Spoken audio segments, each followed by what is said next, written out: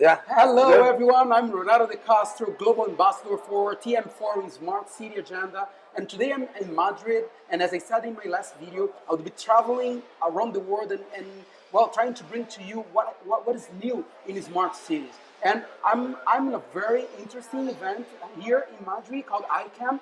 And I just heard about a very nice reframe of our old concept that really fits to smart city. And well, it's quite disruptive, even for me that I'm everywhere listening what people are talking about smart city. So I'm here today with Rob Monster. Rob is the president of DigitalTown, one of the companies that are speaking here in this event. And Rob is one of the global, well, one of the few people in the globe talking about these he calls smart web. So thank you very much to be with us in TM Forum. We have just launched a very disruptive benchmarking tools to compare smart cities, and we are very worried about how we can measure and leverage or at least balance smart cities around the world. And what I hear before from you is that wow, these world of registers and well, internet is also thinking about smart city, right? Yes. So tell us first of all what kind of event is this, and yeah, what's smart web? You bet. So Renato, delighted to visit with you to share what's going on with the domain industry and this emerging thing called the smart web. ICANN is the global regulator of the domain industry. It meets quarterly with the stakeholders all around the world. And this particular event, called the GDD Summit, brings together the stakeholders that operate many of the registries, particularly the new emerging registries that are now descriptive. You may have come across names like .london, Yep. as well as names like .shop and .art and .law and many, many more that are descriptive. And so what's happening is the web is becoming intuitive. It's becoming more obvious where would I go to find whatever I'm looking for, and also what will I expect when I get there. So this is a very big part of how to make the web more useful, how to make it more relevant for the coming decades. And it just so happens to be converging at a time when cities are trying to become smart.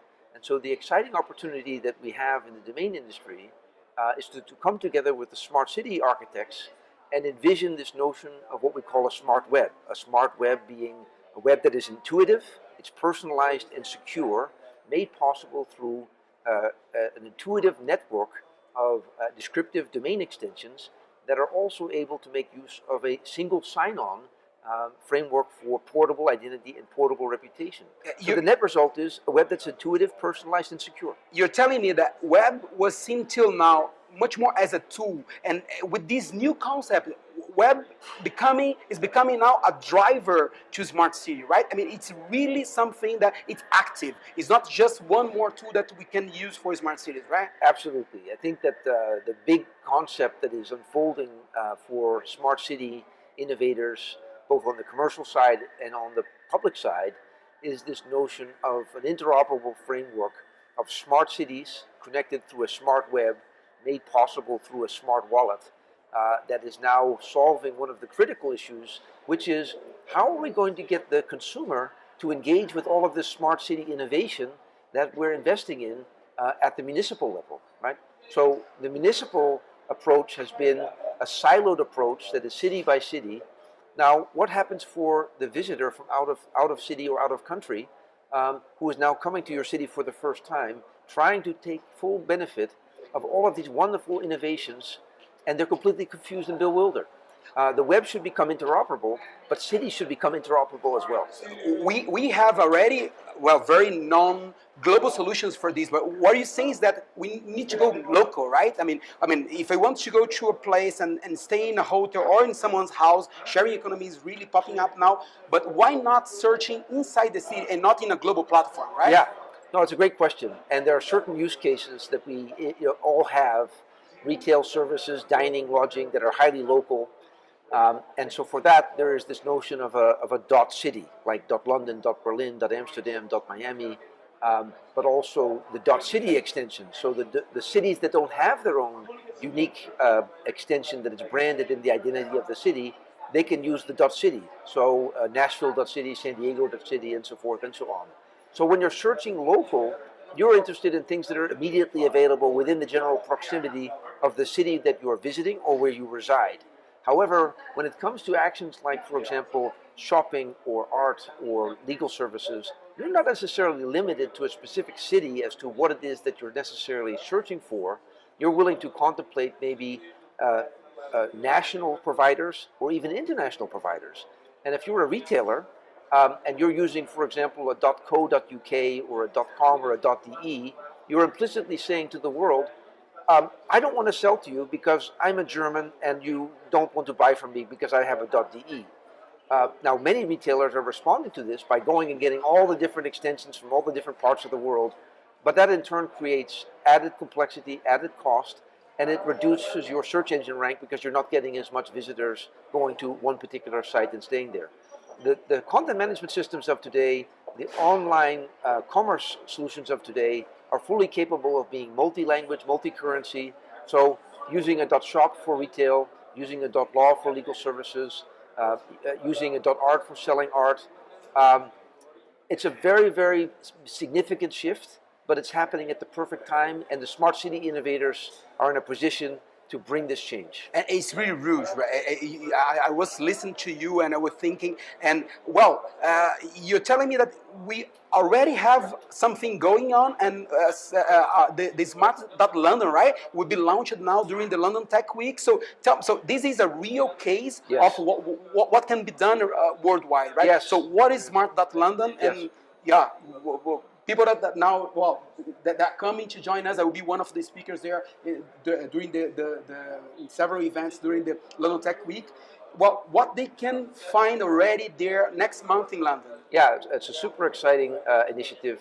Smart London is both an event with the London Tech Week to introduce the UK tech community to this notion of a smart city powered on the web. But fundamentally, what will happen at Smart London is it becomes the homepage for Londoners, whether you're a visitor or whether you're a resident. It becomes your homepage for being able to know where to go, what to do, where to stay, how to pay, who to meet, and search local. See the world through local eyes, whether you're a resident or a visitor. Now, what's also going on during London Tech Week is we'll be doing a hackathon. So our Chief Technical Officer, Mike Cartwright, who is a native of Newcastle, longtime Londoner, will be hosting the hackathon where we will provide the developer toolkit to developers, not just in London, but frankly anywhere in the world, who wish to add their innovative concepts and make them available. Co-creation, right? It's co-creation. Yeah, it's co-creation. Really strong concept, it's co-creation, but in a way that is not winner take all, like you have, say, for example, in the case of Uber and Airbnb, where you have monoliths that are emerging. No, what we're talking about here is concepts like homeshare.london and bikeshare.london and storage.london and all of these types of concepts that are built around this notion of a sharing economy. But instead of having individual entrepreneurs and developers creating applications that have to build trust, by adding the overlay of a smart wallet, there's the ability to separate the application from identity and payment. In other words, you don't have to trust implicitly the architect of that particular piece of software with all of your personal information. That information is residing in the cloud once.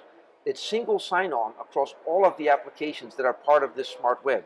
And the net result is a frictionless engagement, but also the ability to avoid the added effort of having to create new profiles every time, and the added concern of who exactly has my PII, my personal information that you choose to safeguard by managing it centrally in the cloud with your own definition of who has permission to see it.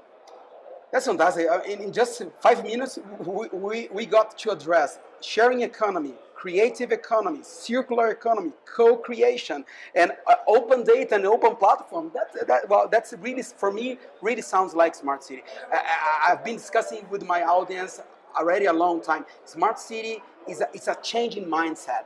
We must build it together, but there is no owner, right? It belongs to everyone. And I love the idea to be a citizen online.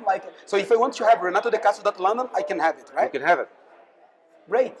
Okay, so, well, it's already the invitation. See you now in London next month. In London Tech Week, I'll be there speaking, and well, join us there as well. Thank you very much, Rob. Thank you very much for your audience. See you in the next video.